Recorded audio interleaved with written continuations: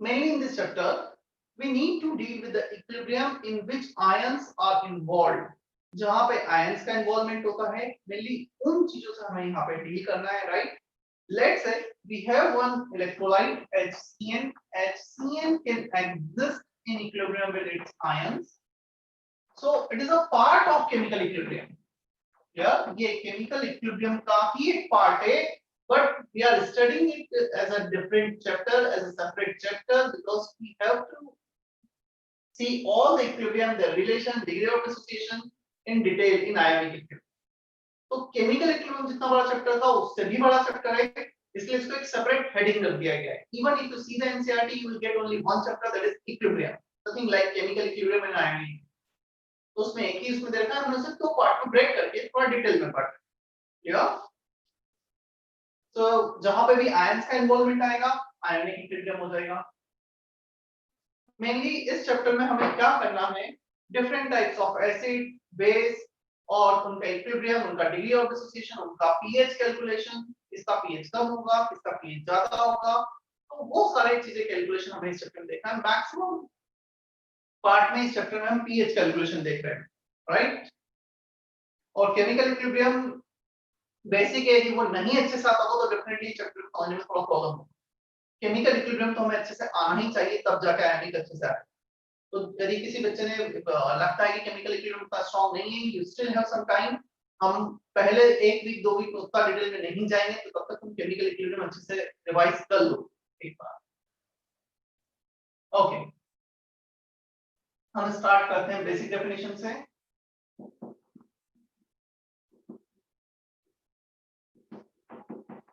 Electrolyte. सबसे पहले जो डेफिनेशन दी गई थी इलेक्ट्रोलाइट की, क्लियर, जो हमें इवन ये भी नहीं पता था कि इलेक्ट्रिसिटी कंडक्ट होती क्यों है, due to flow of charge, due to flow of ions, हमें ये भी नहीं पता था, तब ये डेफिनेशन दी गई थी. हमें ये तो पता था electricity is there, but the reason behind the electricity ये नहीं पता. Which can conduct electricity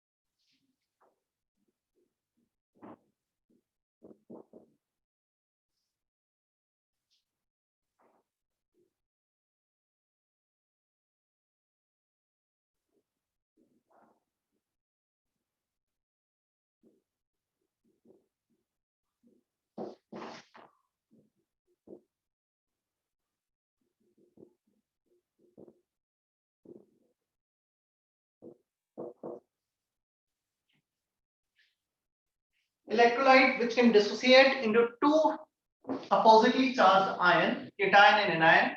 Cation positively charged, anion negatively charged. There are two types of electrolyte. First one, strong electrolyte जो 100% dissociate होंगे roughly. Weak electrolyte जो 100% dissociates नहीं हो.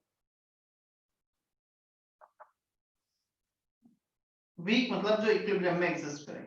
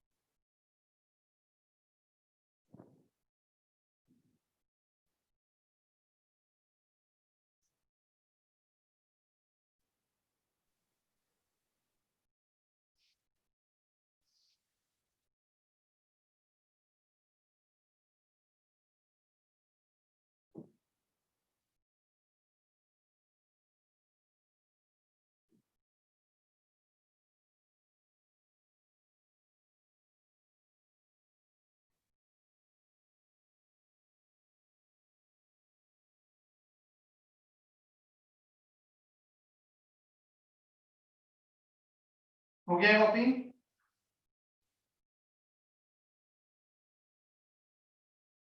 हाँ sir.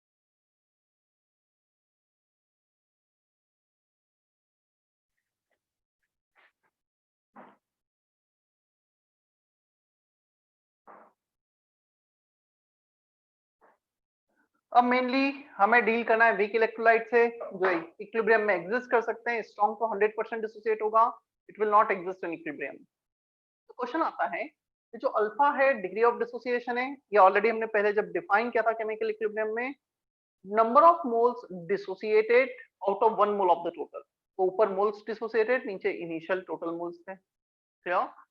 सो factors affecting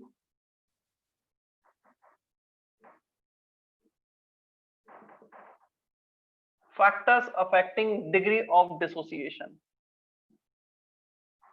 अच्छा, डिग्री ऑफ डिसोसिएशन बोला जाए या डिग्री ऑफ आयोनाइजेशन बोला जाए, both are same thing.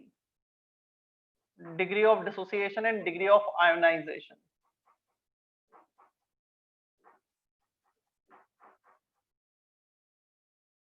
First, nature of solute. Definitely इस पर डिपेंड करेगा सॉल्यूट वीक इलेक्ट्रोलाइट है या स्ट्रॉन्ग इलेक्ट्रोलाइट है. स्ट्रॉन्ग के लिए अल्फा रफली 1, वीक के लिए अल्फा लेस देन 1, जो हमने अभी डिफाइन किया था. सो सेम सॉल्वेंट में, पानी में तुम HCl ऐड करोगे, HCN ऐड करोगे, एसिटिक एसिड ऐड करोगे, all will have different degree of dissociation. उनके खुद के नेचर पर डिपेंड करता है. First factor. Second, nature of solvent. Solvent का अपना कैसा नेचर है उस पर भी डिपेंड करेगा। इसका मतलब HCl तुमने पानी में डिसॉल्व किया है, you are dissolving in alcohol, you are dissolving in benzene. In different solvent the degree of dissociation of same electrolyte will be different. Water में डिसोसिएशन हो सकता है 80% हो, बेंजीन में डिसोसिएशन हो सकता है 30%। तो अलग अलग केसेस में अलग अलग डिसोसिएशन मिल सकता है। Nature of solvent. टेम्परेचर, कोई बता सकता है टेम्परेचर बढ़ाने पर on increasing temperature degree of dissociation will increase और इट विल डिक्रीज? क्या लगता है क्या होगा? इंक्रीज। क्यों इंक्रीज होगा? क्या रीजन है?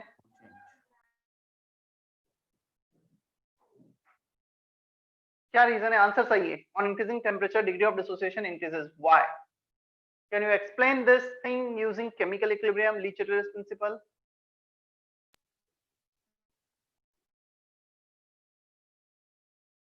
Dissociation reactions are which type of reaction? Priya Patil, क्या होगा?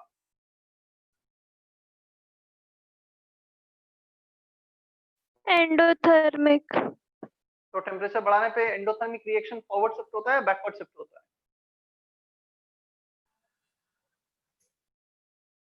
फॉरवर्ड।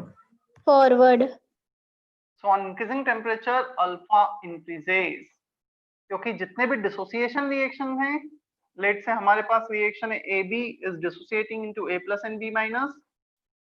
सो जितना ज्यादा टेम्परेचर उतना ज्यादा रिएक्शन एंडोथर्मिक डायरेक्शन में, उतना ज्यादा degree of dissociation. Is that okay? On increasing temperature alpha increases as all dissociation reactions are endothermic reactions.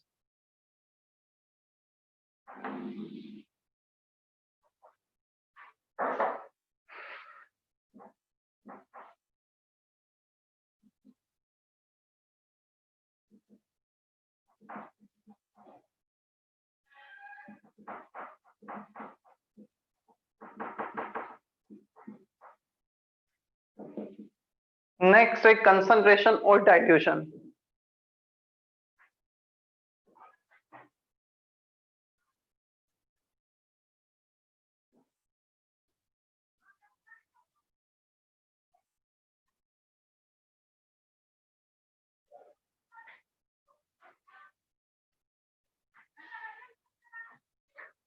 Concentration बढ़ना मतलब डाइल्यूशन कम होना, और वी कैन से डाइल्यूशन बढ़ाना मतलब सॉल्वेंट को ऐड करना, कंसंट्रेशन कम होना। कंसंट्रेशन का हमारे पास जो फॉर्मूला है वो है number of moles of solute upon volume of solution. So dilution बढ़ाना मतलब इसको इंक्रीज करना, कंसंट्रेशन को कम करना। They are inversely related to each other. Clear? We can say that concentration is inversely proportional to dilution. चलो, अब पता है first second third factor we can't change this three factor by a lot. हम इसे generally change नहीं करते, generally they remains constant, almost remains constant, but we can easily change the concentration. ये factor हमें पूरे चैप्टर में detail में study करना है।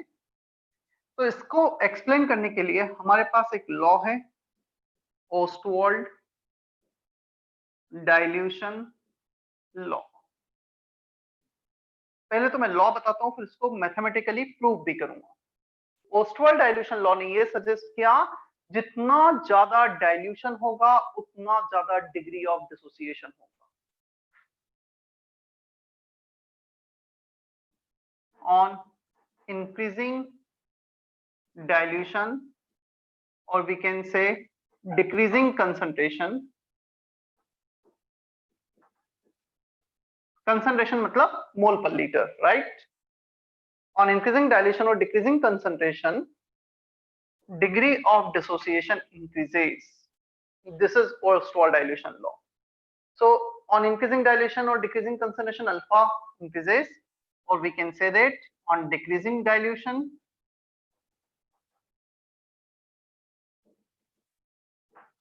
और increasing concentration alpha decreases. Inversely related है कंसंट्रेशन के, कंसंट्रेशन कम होगा ये बढ़ेगा, कंसंट्रेशन बढ़ेगा तो अल्फा कम होगा। मैं इसको मैथमेटिकली प्रूव भी करने वाला हूं। I am giving you 1 to 2 minute, copy कर लो पूरा, तब करता हूं फिर मैं।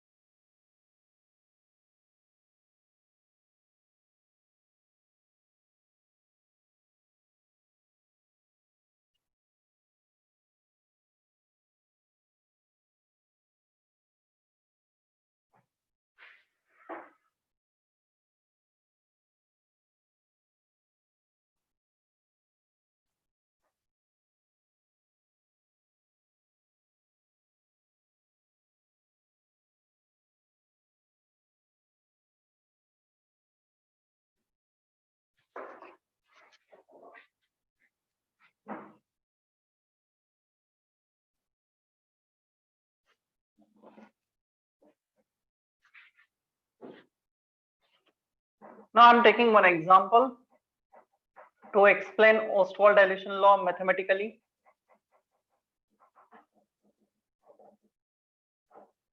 AB is in equilibrium with A plus and B minus, ये कुछ इक्विलिब्रियम है जिसे हम केमिकल इक्विलिब्रियम में लिखते थे C कंसंट्रेशन 0, वहां पे मोल्स लिखते थे. We can also deal in concentration. Instead of number of moles, we can write concentration of initial reactant, initial product. Now at equilibrium condition, C1 minus alpha, C alpha, C alpha. क्या इतना हमें समझ में आता है जितना लिखा है बोर्ड पे? 1 can give 1 and 1. C में से C alpha रिएक्ट किया, can give C alpha and C alpha. Is that okay? Anyone please? Gori Airao, Janvi, Lokesha, Omkar, is that okay? Yes. Yes, sir. Equilibrium Yes, sir. concentration of A plus into B minus upon AB. A plus का concentration C alpha into C alpha. C1 minus alpha. 1 से will cancel out. ये आ रहा है C alpha square upon 1 minus alpha. Alpha into alpha, alpha square, C upon 1 minus alpha. Now we can have one approximation here. Generally for weak electrolyte, degree of dissociation is less. Alpha का value काफी कम होता है. तो approximation हम ये ले सकते हैं, alpha is much less than 1, 1 minus alpha is nearly 1. We can take this approximation for weak electrolyte. Clear? यदि अल्फा का वैल्यू 2%, 3% है तो उसे हम 0.02, 0.03 को 1 में से इग्नोर कर सकते हैं. Is that okay? क्या इतना क्लियर है? Yes, sir. Yes, sir. ओह, डिनोमिनेटर में 1 माइनस अल्फा को 1 लिख दिया. हम आते हैं अल्फा पर, सी को डिवाइड कर दो. सो के इक्विलिब्रियम अपॉन सी, ये आ गया degree of dissociation. Can we say that if C increases, denominator increases, then alpha decreases, on increasing concentration alpha is decreasing. If you decrease the concentration, then K equilibrium by C increases, alpha increases. तुमने concentration बढ़ाया, concentration कम किया तो alpha बढ़ेगा. मतलब Ostwald dilution law का mathematical relation. क्या समझ में आ रहा है इतना? Yes, sir. अब क्वेश्चन ये आता है, हमें ये तो पता चला, चलो Ostwald dilution law है, मैथमेटिकली प्रूव भी किया, थोड़ा सा ऐसा सुनने में ऐसा लग रहा है हम कंसंट्रेशन बढ़ाएंगे और डिग्री ऑफ डिसोसिएशन कम होगा. होना तो ये चाहिए, जितना कंसंट्रेशन बढ़ा है उतने ज्यादा आयंस होने चाहिए थे. यहाँ तो अपोजिट हो रहा है, हम और सोल्यूट पार्टिकल ऐड कर रहे हैं और अल्फा कम होते जा रहा है. See there is a difference between alpha and number of ions. तुम ए बी को और ऐड करोगे तो रिएक्शन तो फॉरवर्ड शिफ्ट होगा ही, और ए प्लस और बी माइनस बनेंगे और आयंस बनेंगे. But we are not talking about concentration of A which is C alpha. हम तो अल्फा की बात कर रहे हैं. क्लियर? दोनों में डिफरेंस है सी अल्फा में और अल्फा में. C alpha is the concentration of A plus, on addition of this concentration of product increases, reaction will shift in forward direction. तो ये टोटल सी इंटू अल्फा तो बढ़ना ही है, बढ़ना ही है. मैं देखो तुम्हें कैलकुलेशन बताता हूँ. A plus C into alpha, C as it is, alpha का value K equilibrium by C, so under root K equilibrium into C. On increasing concentration, concentration of product increases. As you are adding AB more, A plus B minus both increases. तो फिर alpha क्यों कम हो रहा है? Alpha देखो, alpha ये था जब हम वन, तुम ऐसे देखो इसको, तुमने कंसंट्रेशन को डबल किया, क्या हमारा A प्लस का कंसंट्रेशन डबल हुआ है? क्या A प्लस रूट 2 टाइम्स हुआ है. मतलब कंसंट्रेशन बढ़ तो रहा है आयंस का, प्रोडक्ट्स का, but they are not increasing in the same ratio. तुम इसको 10 टाइम्स करोगे C को तो ये 10 टाइम्स नहीं होगा, रूट 10 टाइम्स. तो हम इसको ऐसे इंटरप्रेट कर सकते हैं, इनिशियली 1 मोल था, 1 मोल में से 0.5 मोल डिसोसिएटेड थे, 50% डिसोसिएट था. पता है इसमें मैं लिखूंगा 1 minus 0.5 can give 0.5 and 0.5. Clear? Now if we are taking initially 2 mole, हो सकता है डिग्री ऑफ डिसोसिएशन जो पहले 50% था 40% हो जाए. 2 into 1 minus 0.4, so 2 ये C अल्फा रिएक्ट कर रहा था, C अल्फा प्रोड्यूस हो रहा था, यहाँ पे C2 ले लिया, 2 into 0.4 बनेगा, 2 into 0.4 बनेगा. डिग्री ऑफ डिसोसिएशन जो पहले 50% थी अब वो 40% होगी. अल्फा कम हो रहा है, बट तुम देखोगे यहाँ पे A प्लस का कंसंट्रेशन 2 into अल्फा है, दैट इज 0.8, 0.5 से तो ज्यादा ही है. सो ये 0.5 से ज्यादा हो रहा है, बट जो डबल होना चाहिए था वो डबल ना होकर से थोड़ा सा कम बढ़ रहा है. क्या हमने इसको डबल किया, इसका मतलब ये नहीं कि ये भी डबल होंगे, इसका मतलब ये कि वो डबल से बढ़ेंगे तो सही, बट डबल तक नहीं बढ़ेंगे. तो पहले जो अल्फा 50% था, 1 मोल में से 50% डिसोसिएटेड था, now out of 2 mole it is 40% dissociated. क्या इतना समझ में आ रहा है हमें?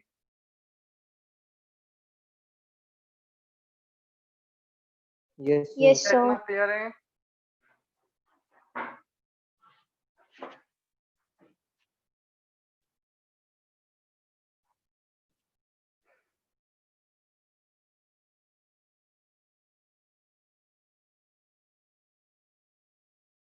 कॉपी कर लो जल्दी से.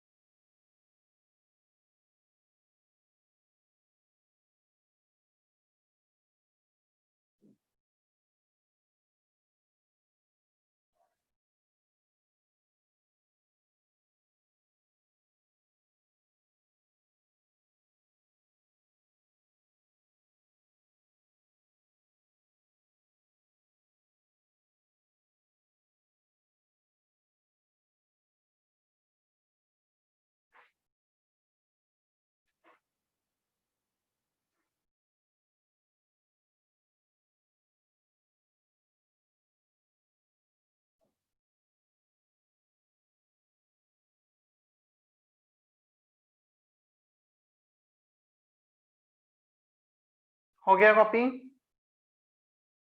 Yes, sir.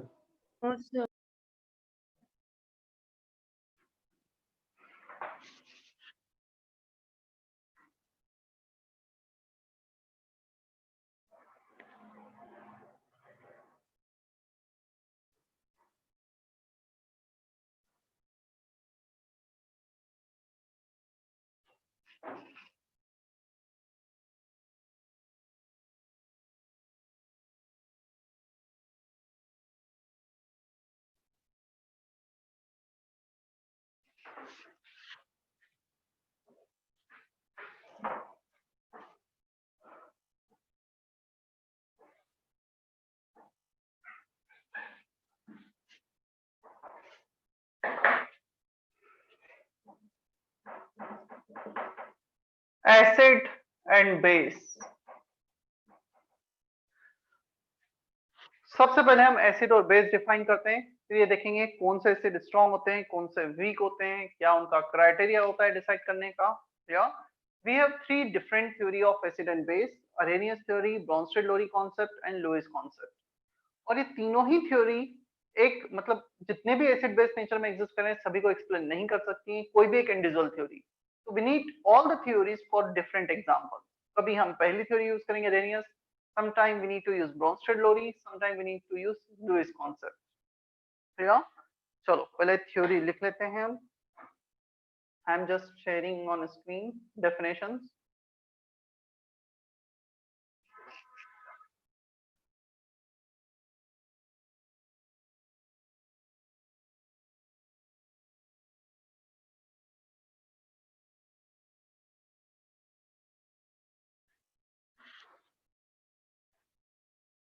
Hydronium ion H+ और H3O+ को हाइड्रोनियम आयन कहा जाता है।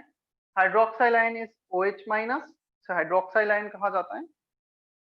देन अरेनियस थ्योरी, एसिड वो सब्सटेंस है जो H+ को डोनेट करता है। Substance which can donate H+ in water in aqueous solution is called acid. Substance which can donate OH- is called base।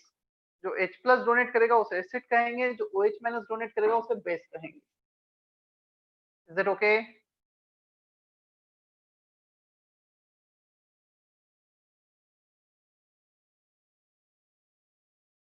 So Arrhenius concept में acid is a substance which is H+ donor, base is a substance which is OH- donor। दोनों के example लिखें, HCl CH3COH for acid, NaOH NH4OH for base। यहाँ पे compulsion ये होता है solvent must be water. Arrhenius ने जो कॉन्सेप्ट दिया था सिर्फ एक्वस सॉल्यूशन में दिया था। हर थ्योरी के अपने कुछ लिमिटेशन है। It can not explain behaviour of some acid और base like ammonia, CaO। Ammonia एक बेस है, तो अमोनिया में तो OH- है ही नहीं, then how it can behave as a base? This can not be explained by Arrhenius theory. Is it okay first one? Yes. And if we see the second theory, Bronsted-Lowry concept, Bronsted-Lowry concept में acid is H+ donor, यहाँ पे भी acid H+ donor था, मतलब अभी तक तो कोई डिफरेंस नहीं आया है। बेस के डेफिनेशन में चेंज आ गया है, बेस इज H+ एक्सेप्टर, बजाय H+ डोनर के H+ एक्सेप्टर है। NH3 एक बेस है because it can accept H+ ion to form NH4+ ion. NH3 से वो NH4+ बनाता है, H+ एक्सेप्ट करता है। नेक्स्ट डिफरेंस, सॉल्वेंट यहाँ पर सिर्फ वाटर था। In case of Bronsted Lowry concept, solvent can be anything. Solvent सिर्फ वहां पे वाटर था, यहाँ पे कुछ भी हो सकता है।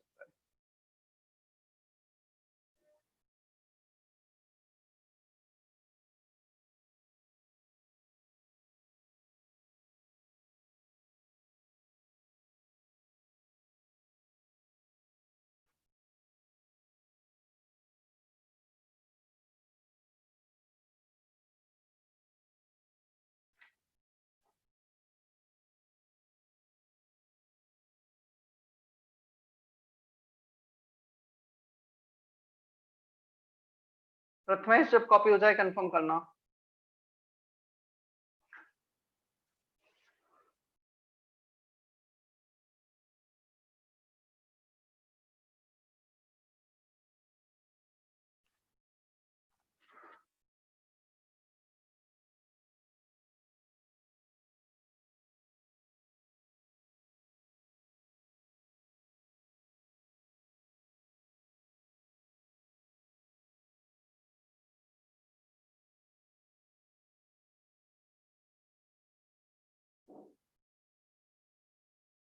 हो गया है sir.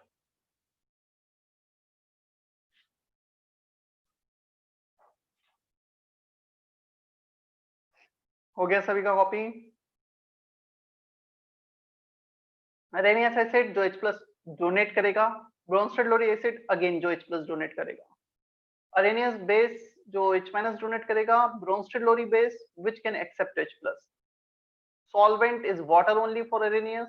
Solvent can be anything for Bronsted Lorry. अच्छा मुझे बताओ, जैसे NH3 है, इसने H+ एक्सेप्ट किया, क्लियर? तो ये बेस हो गया। अब ये H+ एक्सेप्ट करने के बाद बना रहा है NH4+, and let's say NH4+ can exist in equilibrium with NH3. तो जब हम बैकवर्ड डायरेक्शन में जाएंगे, NH4+ NH3 जाएंगे, तो H+ लूज कर देगा। तो NH3 इज H+ एक्सेप्टर, ये ब्रोंस्टेड लोरी बेस है। NH4+ इज H+ डोनर, ये ब्रोंस्टेड लोरी एसिड है। तो बेसिकली जब भी कोई एसिड H+ डोनेट करेगा तो उसका कंजुगेट बेस बनेगा। NH4+ का जो एक कंजुगेट पार्ट है इसे हम बोलते हैं कंजुगेट बेस, और कोई भी बेस जब H+ एक्सेप्ट करेगा तो उसका कंजुगेट एसिड बनाएगा। We have conjugate acid base pair in case of Bronsted concept. इसे और डिटेल में देखते हैं भी हम।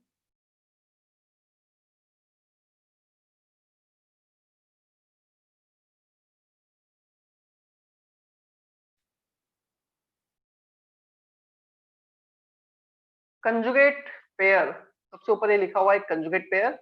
जब भी एक एसिड अपना H+ that means proton lose करेगा, it will form conjugate base.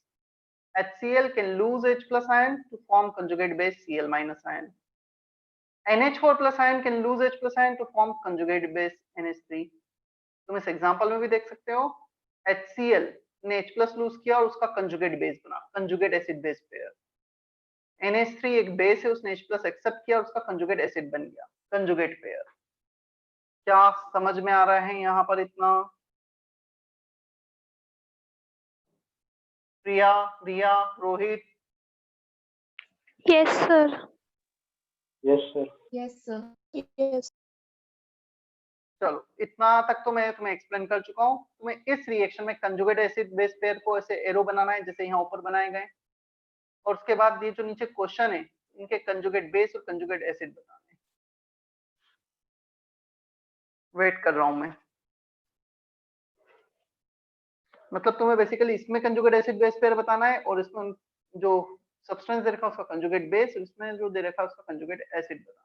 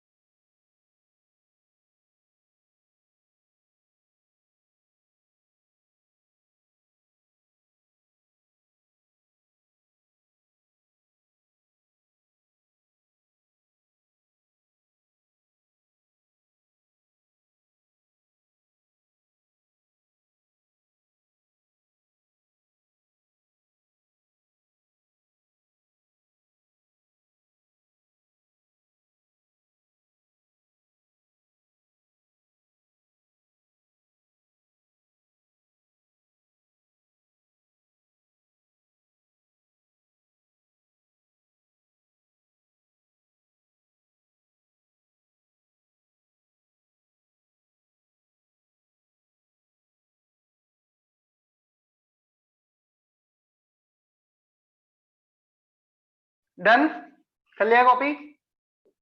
Answer आया इसका?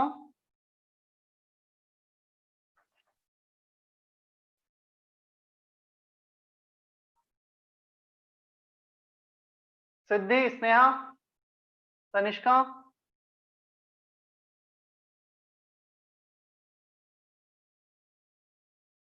At least respond something. आवाज भी आ रही है, नहीं आ रही है? Yes, sir. Yes, sir. Yes, sir.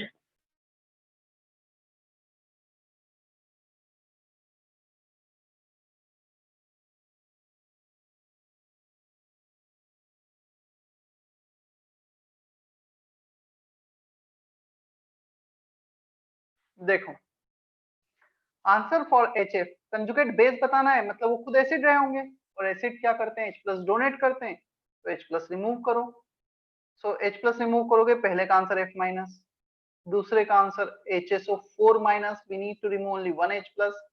HCO3- में से H+ रिमूव करोगे तो carbonate ion, CO3 2- ion. So if you need to determine conjugate base, that means they are acid, just remove 1 H+ ion. Clear है first के तीनों का answer? Conjugate base acid बताना है, वो खुद बेस होंगे, base can accept H+ ion. NH3 accept करो, इसको NH3 बना दो, एक H+ ऐड कर दो, सेकंड में भी एक H+ ऐड कर दो, NH4+ बना दो, HCO- में H+ एक्सेप्ट ऐड कर दो, HCOOH बना दो। या सो बेसिकली बे एसिड है, वो खुद बेस होंगे, बेस कैन एक्सेप्ट H+ एस। और यदि हमें कंजुगेट बेस बताना था तो वो खुद एसिड होंगे, उनसे H+ रिमूव कर दो। एसिड H+ रिमूव करो, एसिड है वो खुद तो, और बेस है तो H+ ऐड कर दो। क्या समझ में आया है इतना? Yes, sir. Is that okay? Viraj, Vedant, Ved? Yes, sir. Yes.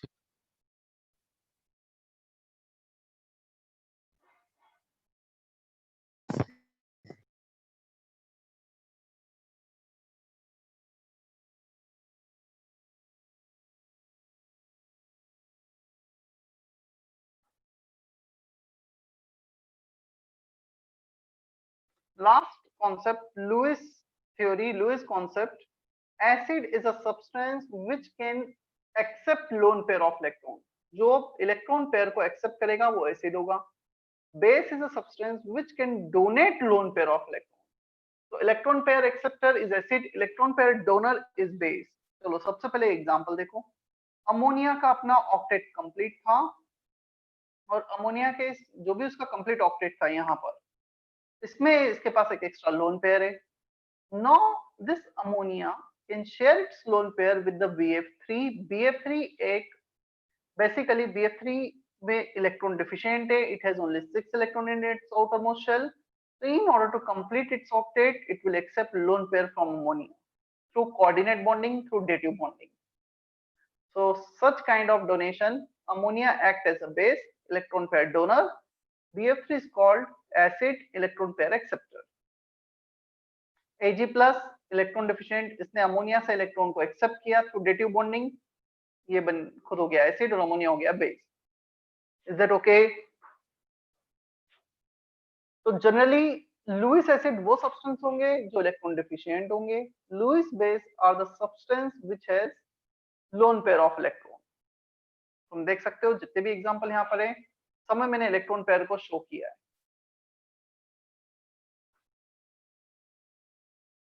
Copy करो पूरा पेज, फिर ये लास्ट ये भी डिफाइन करता हूँ।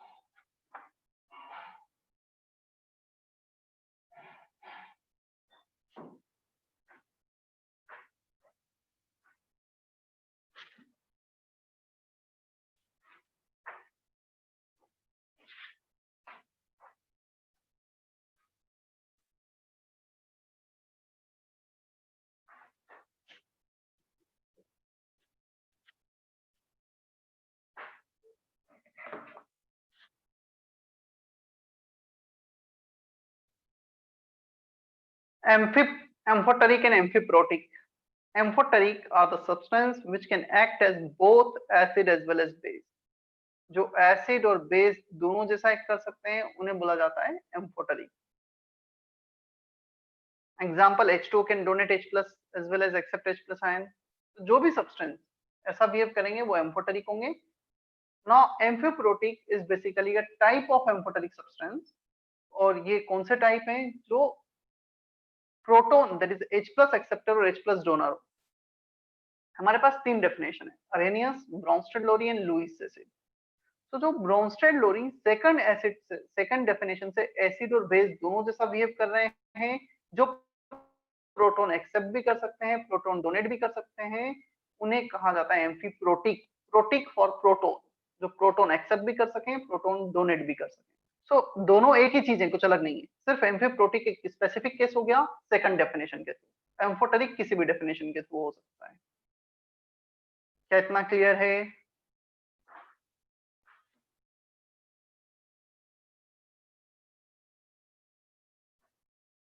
चले हम आगे. सबने कॉपी कर लिया था? Sir, please wait.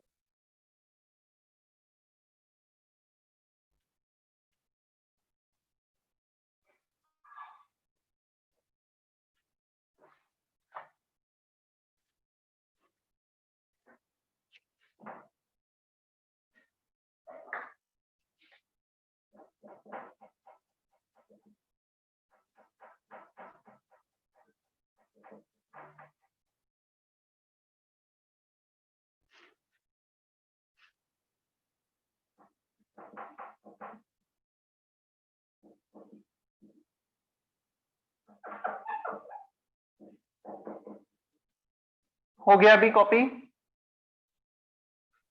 Sir.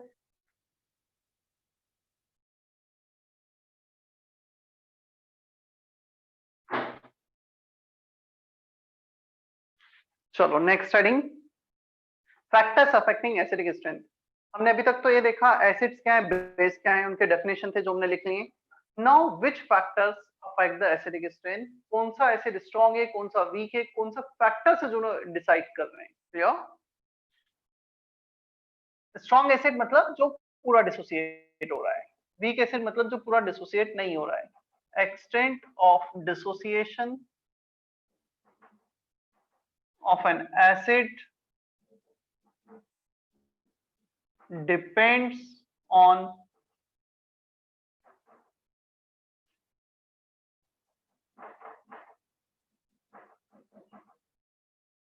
bond strength and polarity of bond.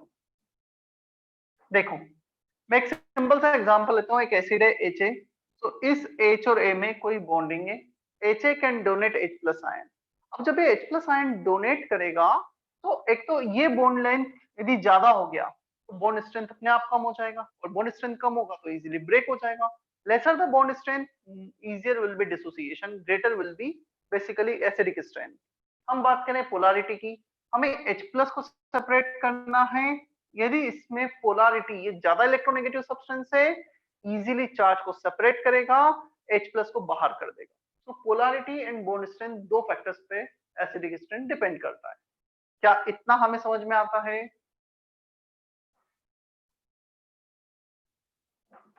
Acidic, मैं लिखा हूं, acidic strength is directly proportional to 1 upon bond energy or bond strength. Both are same. Directly proportional to bond length. जितना ज्यादा bond length उतना कम bond strength, उतना easily bond break होगा. Is that okay now? Yes, sir. तो acidic strength के inversely proportional हो गया bond strength के. Acidic strength is directly proportional to polarity. जितना ज्यादा पोलर नेचर होगा, चार्ज सेपरेट होगा प्लस और माइनस चार्ज, उतना इजीली वो चार्ज सेपरेट होके H प्लस आयन बाहर आ जाएगा.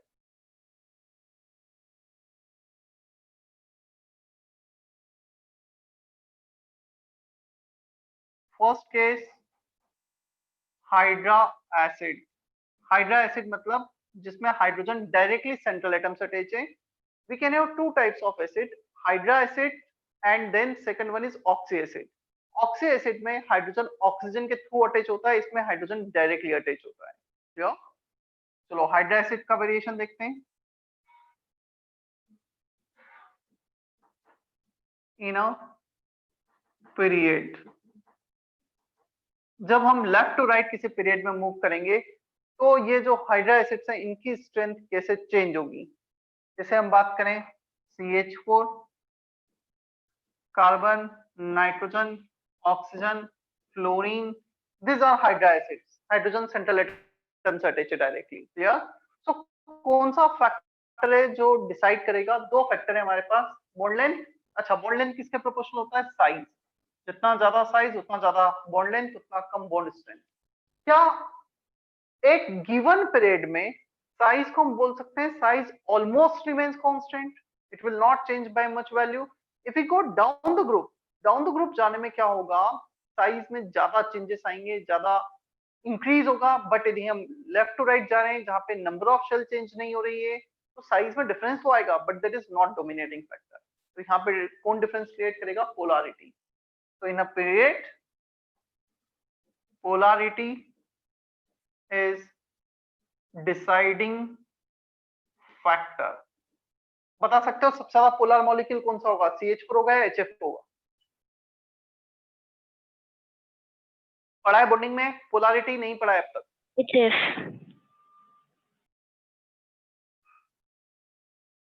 शरण्या, शर्वरी पढ़ा है नहीं पढ़ा है अभी तक केमिकल बॉन्डिंग में पोलैरिटी, डायपोल मोमेंट?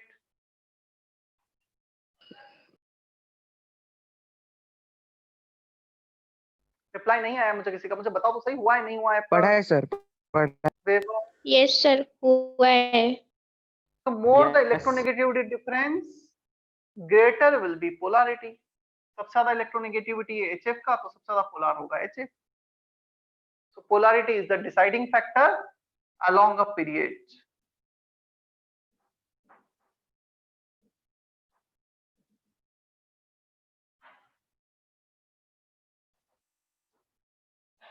हम इसकी बात करें SiH4, PH3,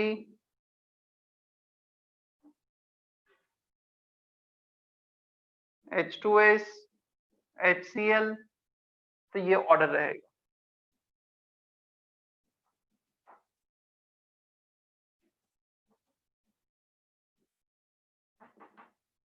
अब डाउन द ग्रुप जाते हैं.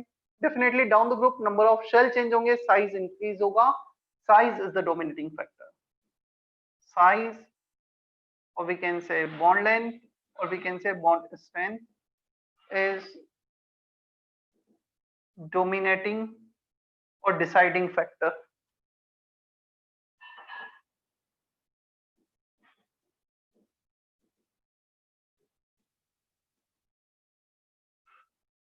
So in a group, size increases by a much value. So this is the deciding factor.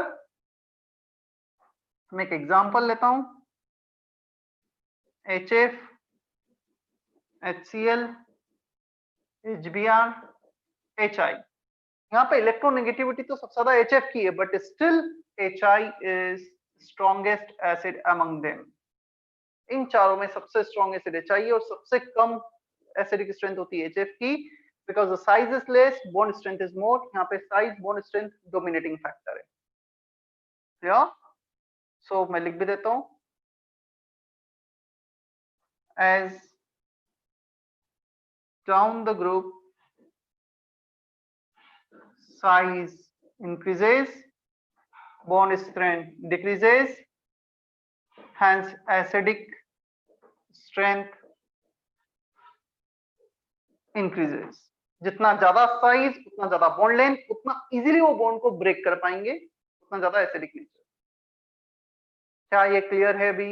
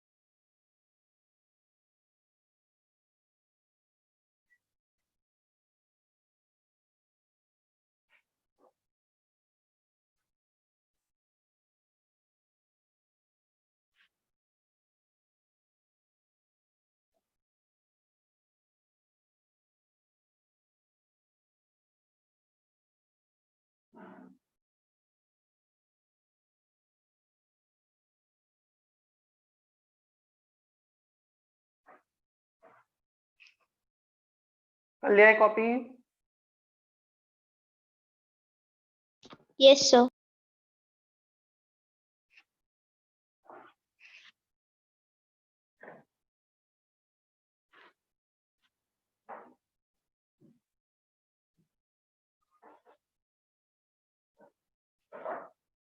ये हाइड्रा एसिड थे, second type of acid oxy acids. Oxy acids में हमेशा hydrogen oxygen के साथ attach होगा और ऑक्सीजन फिर किसी के साथ अटैच हो सकता है, in which hydrogen oxygen bond is present. इसका मतलब यहाँ पे साइज वाला फैक्टर तो कभी पिक्चर में ही नहीं आएगा, क्योंकि हमेशा यदि हाइड्रोजन ऑक्सीजन बॉन्ड है तो दोनों का साइज फिक्स है, बॉन्ड लेंथ वाला फैक्टर तो पिक्चर में ही नहीं आएगा। तो यहाँ पे पोलैरिटी हमेशा डिसाइड करेगी। Clear? In this case, polarity, that is electronegativity, is deciding factor. चलो हम देखते हैं इसको ग्रुप में और पीरियड में। मतलब इसको वैसे हम ग्रुप पीरियड की बजाय डायरेक्टली ऐसे ही देख लेते हैं। HClO, HClO2, HClO3, HClO4, they all are oxy acids। सारे ही ऑक्सी एसिड हैं। मैं इनका स्ट्रक्चर ड्रॉ करके बताता हूँ, तुम्हें थोड़ा सा रफ आइडिया लगेगा। Chlorine is the central atom, oxygen, hydrogen, 1 lone pair, 2 lone pair, 3 lone pair, HClO। Oxygen, hydrogen, 1 lone pair, 2 lone pair और 1 lone pair की जगह एक ऑक्सीजन और आ गया है। 2 ऑक्सीजन, 1 OH, तीनों लोन पेयर की जगह ऑक्सीजन आ गए। So basically all have OH bond. Clear? अब हमें इसमें ऑर्डर डिसाइड करना है। तुम देखोगे इलेक्ट्रोनेगेटिविटी सबसे ज्यादा किसकी है? जिसमें 3 ऑक्सीजन एक्स्ट्रा अटैच है क्लोरीन पर। ऑक्सीजन इलेक्ट्रॉन को पुल करते हैं, they will have more electronegativity। the chlorine which is attached with more number of oxygen will be more electronegative। तो ये वाला जो क्लोरीन है सबसे ज्यादा इलेक्ट्रोनेगेटिव होगा। हम इस पे ऑक्सीडेशन स्टेट जो हम पढ़ चुके हैं ऑलरेडी वो भी देखें। So the maximum oxidation state is there on HClO4। जितना ज्यादा ऑक्सीडेशन स्टेट पॉजिटिव साइन के साथ, उतना ज्यादा वो इलेक्ट्रॉन को पुल करेगा, उतना ज्यादा इलेक्ट्रॉन नेगेटिव होगा। तो मोस्ट एसिडिक होगा HClO4। इवन HClO4 इतना स्ट्रॉन्ग एसिड होता है, HCl H2SO4 से भी स्ट्रॉन्गर एसिड होता है। One of the strongest acid exists in nature। Clear? अब हम बात करें down the group. HClO, HBRO, HIO all have similar type of structure। सिर्फ क्लोरीन की जगह ब्रोमीन, ब्रोमीन की जगह आयोडीन, ऐसा हो जाएगा। सो सेंट्रल एटम सबसे ज्यादा इलेक्ट्रोनेगेटिव कहां पर है? क्लोरीन का। तो HCl इन तीनों में सबसे वीक एसिड होता है, but HClO is the strongest one among this. यहाँ पे सबसे स्ट्रॉन्ग एसिड होगा HClO और सबसे वीक एसिड होगा HIO। क्या इतना हमें समझ में आता है? Is that okay? Yes, sir. Yes, sir. कर लो copy.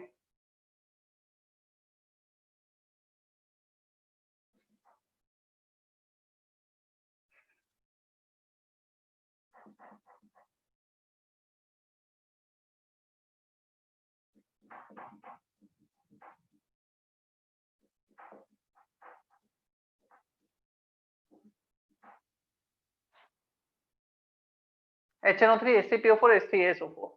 Nitrogen is most electronegative substance. तो ये सबसे ज्यादा एसिडिक, सारे ऑक्सी एसिड्स हैं। नहीं, hydrogen is attached with the oxygen.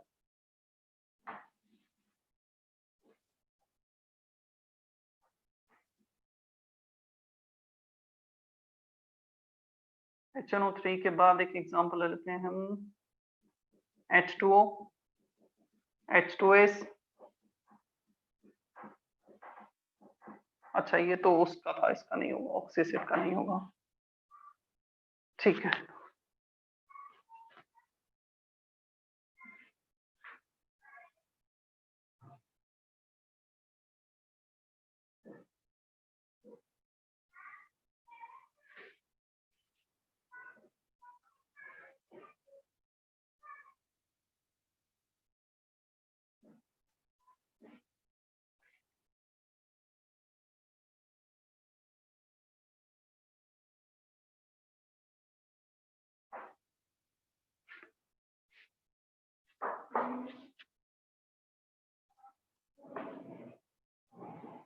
हो गया कॉपी?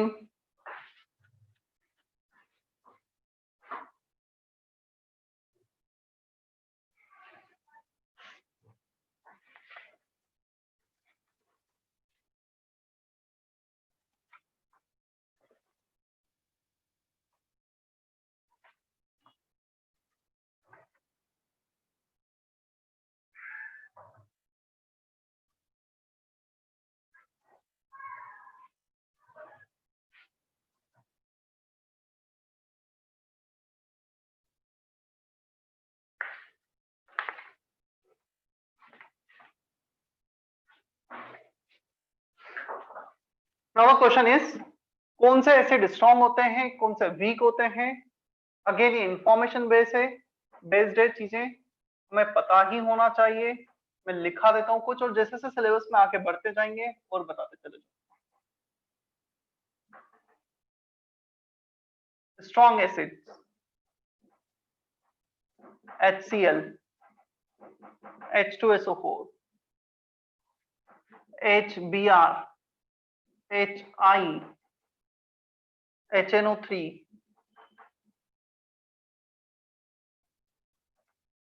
और भी कुछ याद आ रहा है किसी को? HCl, H2SO4, HBr, HI, HNO3, they are strong acid. Weak acid में HCN, organic acids, they are generally weak acid. Organic acid में कौन होगा?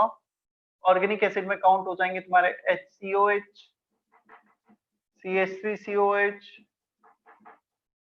H2C2O4, मतलब जहां पे कार्बन आ रहा है, they are organic acids, they are generally weak acids. ये इनऑर्गेनिक एसिड्स हैं, ये जनरली स्ट्रॉन्ग होते हैं। Not all the inorganic acids are strong acid, but yes. अब आते हैं हम, इवन फ्यूचर में कभी यूज भी आएगा ना, तुम लिख लेना यहाँ पर, ताकि सारे एसिड बेस एक ही जगह होंगे, एक ही पेज पे रहेंगे। वीक बेस, पहले स्ट्रॉन्ग लिखते हैं। Strong base, weak base. Weak base are generally organic base. Organic से रिलेटेड जो भी बेस होंगे वो वीक बेस होंगे। And NH4OH is well known weak base. CH3 NH2OH is weak base. Yeah, strong base, alkali and alkaline earth metal. Alkali metal and alkaline earth metal. Hydroxides strong base में count होते हैं. Example LiOH, NaOH, ये alkali metals हैं. Sodium, lithium, potassium.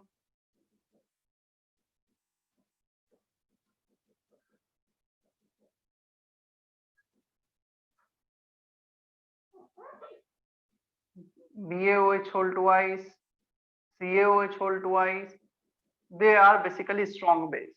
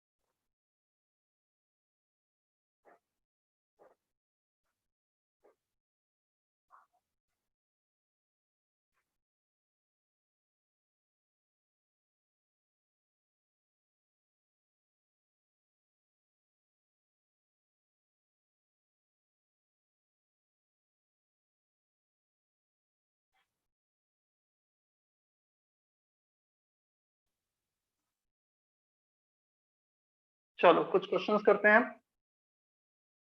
Ionic equilibrium का booklet मिला है सभी को या नहीं मिला है?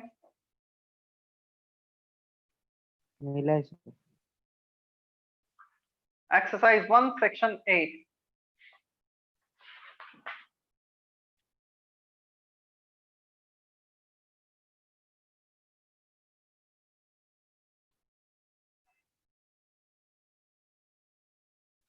ऑल इवन क्वेश्चन, सारे इवन क्वेश्चन अटेम्प्ट करने, 2 4 6 8 10 12 14 7 क्वेश्चन। एक्सरसाइज 1 सेक्शन ए, और इवन क्वेश्चंस अभी करने।